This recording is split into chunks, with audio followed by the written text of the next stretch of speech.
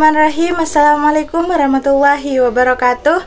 Alhamdulillahirrabbilalamin. Wassalatu wassalamu ala ashrafil anbiya wal mursalin Sayyidina wa maulana Muhammadin wa ala alihi wa sahbihi ajma'in, amma ba'du. Yang saya ta'alimi pengasuh Pondok Pesantren Zainul Hasan Genggong, yakni Yang Mukarram Kiai Haji Muhammad Hasan Mutawakil Allah SHMM.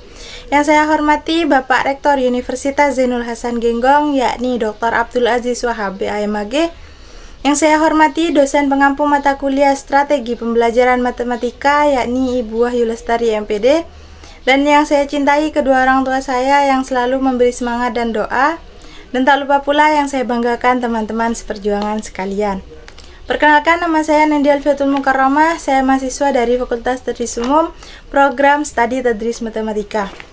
Baik, di sini saya akan mempresentasikan sebuah peta konsep yang berjudul Metode Pembelajaran dalam Matematika. Di sini ada 3 subbab. Yang pertama, pengertian metode mengajar. Kedua, faktor-faktor penentu metode mengajar. Dan yang terakhir, jenis-jenis metode mengajar. Lanjut saja ke subbab pertama, yakni pengertian metode mengajar. Kegiatan belajar mengajar yang melahirkan interaksi unsur-unsur manusiawi adalah suatu proses dalam rangka mencapai tujuan pembelajaran. Dalam kegiatan belajar mengajar dibutuhkan suatu metode pembelajaran untuk menyampaikan materi yang diajarkan oleh pendidik secara efektif dan efisien untuk mempermudah mencapai tujuan pembelajaran yang hendak dicapai.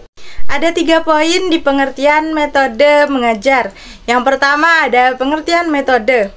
Menurut Muhinin 2011, metode adalah suatu prosedur yang sistematis digunakan untuk melihat gejala atau fenomena kejiwaan.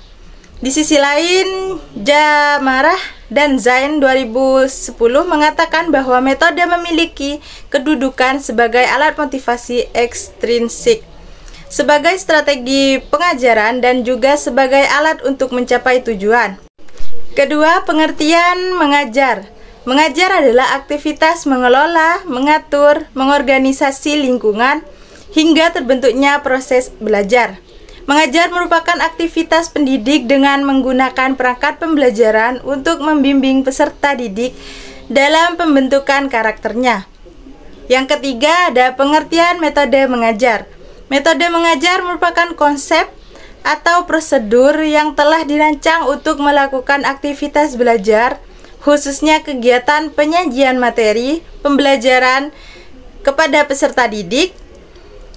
Jadi dapat dipahami bahwa metode mengajar atau metode pengajaran merupakan suatu cara yang digunakan pendidik dalam menyajikan dan menyampaikan informasi berupa pengetahuan, keterampilan, atau sikap agar tujuan pembelajaran tercapai dengan efektif dan efisien.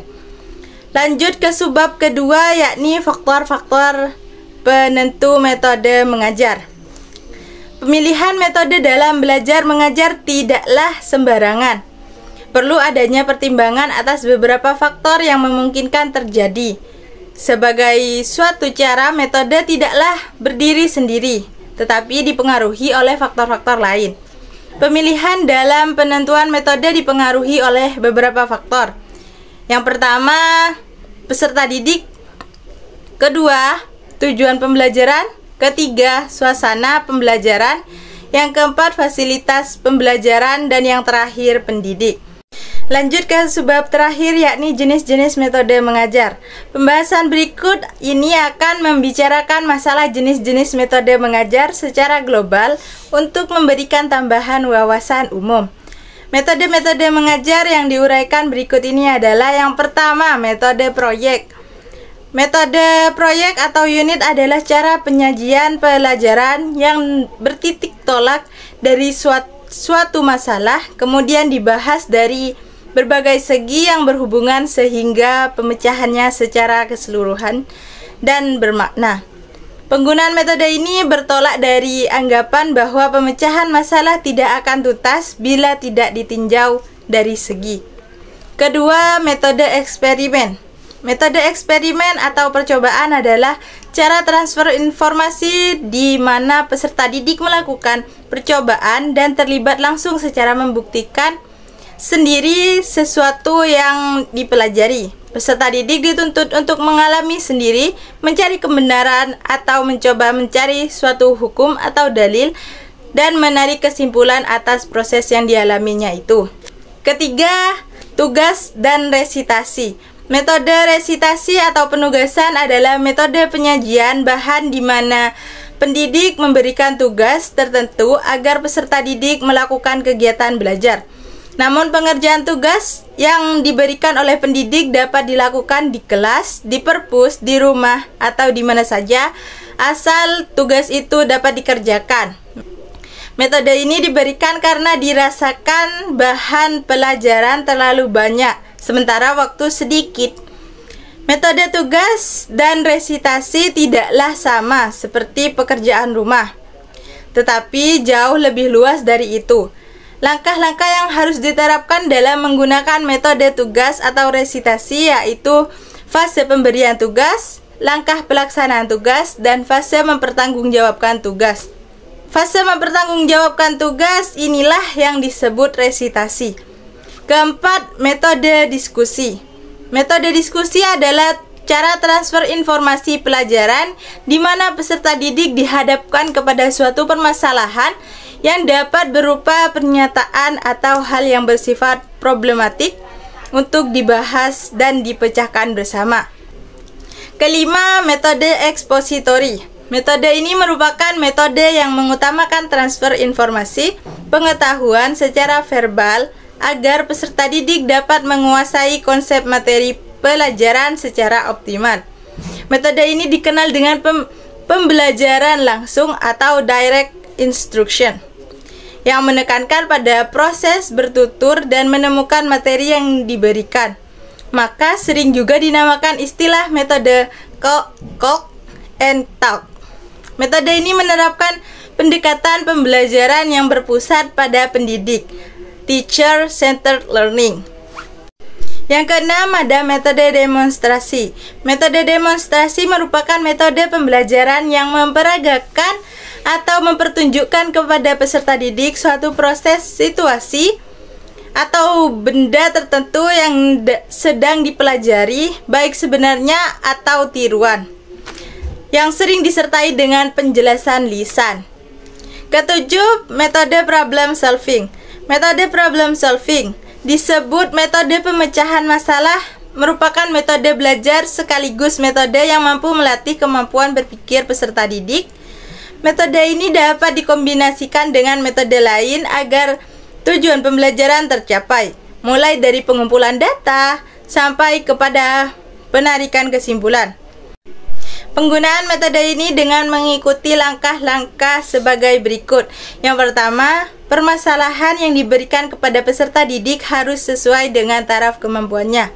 Kedua, mengumpulkan data dalam menemukan solusi dari masalah, seperti bertanya, meneliti, membaca buku, dan lain-lain. Ketiga, membuat hipotesis atau jawaban sementara dari masalah tersebut. Keempat, menguji kebenaran jawaban sementara tersebut. Dan yang kelima, memberikan kesimpulan. Lanjut ke poin ke-8, yakni metode tanya-jawab. Metode tanya-jawab merupakan metode pembelajaran dengan menyajikan pelajaran dalam bentuk pertanyaan yang harus dijawab peserta didik. Namun bisa juga pertanyaan muncul dari peserta didik yang harus dijawab oleh pendidik. Metode tanya-jawab adalah yang tertua dan banyak digunakan dalam proses pendidikan, baik di lingkungan keluarga, masyarakat, maupun sekolah. Yang kesembilan yaitu metode latihan. Metode latihan dikenal dengan sebutan metode training. Merupakan metode mengajar yang menanamkan kebiasaan-kebiasaan tertentu. Juga sebagai sarana untuk memelihara kebiasaan-kebiasaan yang baik. Selain itu, metode ini dapat juga digunakan untuk melatih ketangkasan, ketepatan, kesempatan, dan keterampilan peserta didik. Yang terakhir, metode ceramah. Metode ceramah adalah metode yang boleh dikatakan metode tradisional. Karena sejak dulu metode ini telah dipergunakan sebagai alat komunikasi lisan antara pendidik dengan peserta didik dalam proses belajar mengajar. Baik, mungkin hanya itu saja yang bisa saya sampaikan. Mohon maaf apabila ada kesalahan. Akhirul kalam, wassalamualaikum warahmatullahi wabarakatuh.